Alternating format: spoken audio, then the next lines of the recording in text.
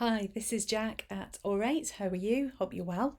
I wanted to have explore another angle of doing inner work, which I spoke about in my last video when I talked about knowing how you're wired.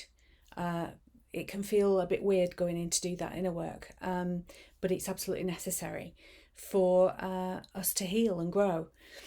Well, today I want to focus on another little change of perspective on a word that we use a lot, and that is the word wound. Because the word wound, and especially inner wounds, I mean, we're used to wound, that might be in a physical part of your body, but there are inner wounds as well that actually are things that wind us up. And it's interesting that the word for wound is the same as wound. And the word wound is about, things that wind you up. What do you get wound up about? What are the things that trigger you, that trigger your emotions, your anger, your frustration, all of those things that are usually an external stimulus, but what they're really, despite the rights and wrongs in the world, and we know there are many all the time, but when you are fully, or more healed internally, even though you have opinions about the rights and wrongs out there, they don't really affect your inner peace. They don't trigger you in the same way. And often, even though we're pointing the finger out there to what else is wrong, or who said what to whom, or he said, she said, all of those sorts of things, what that's really pointing back to is what is going on inside us as to where those wounds are.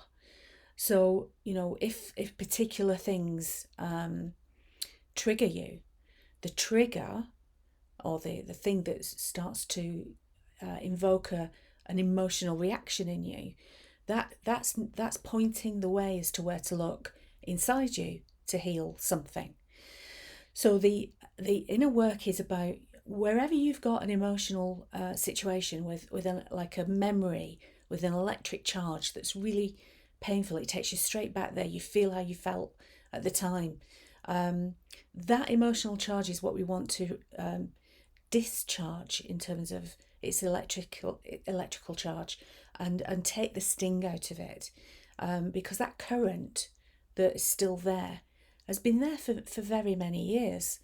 So whatever it was, maybe back in your childhood, or a memory that you've had, an experience that has hurt, what we always do is we build a wall around it. We build cushioning around it, and we try to protect it.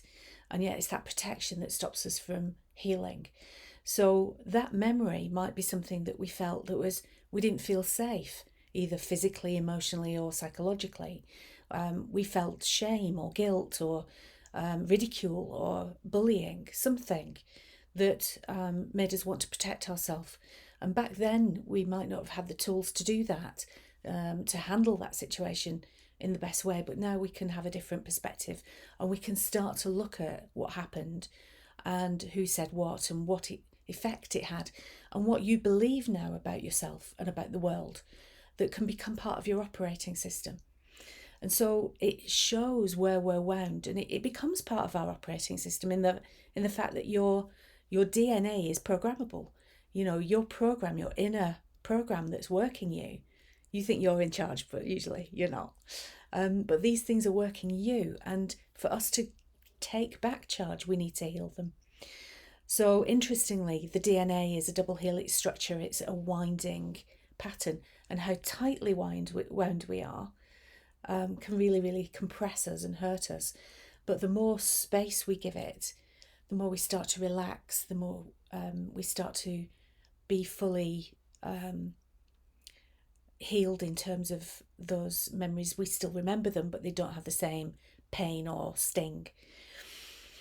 So what's that for you?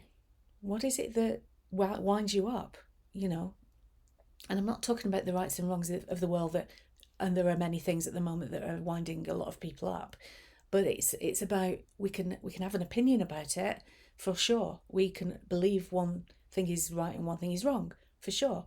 But does it trigger us in a deep way? because that's where it's showing there is something we need to heal or resolve. And the process of that is bringing it from where it's hidden to where it's understood, and from your subconscious and psychological kind of depths into the conscious mind.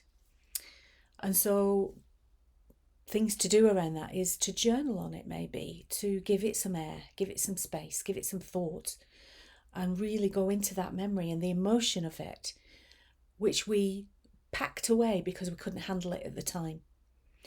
And now, when you're stronger and feel you've got more experience, might be the time to take out that memory and have a good look at it again and understand it from your perspective right now, and heal take the sting out of the tail, quite literally, the tale that you're telling. So I hope that has struck a chord with you. I hope that helps in some way. And those are my thoughts based on my own personal experience of doing this work for myself. So I hope you have a good rest of your day. And as always, if you want to talk about any of the things I've said, then please do feel free to get in touch. I'll speak to you soon.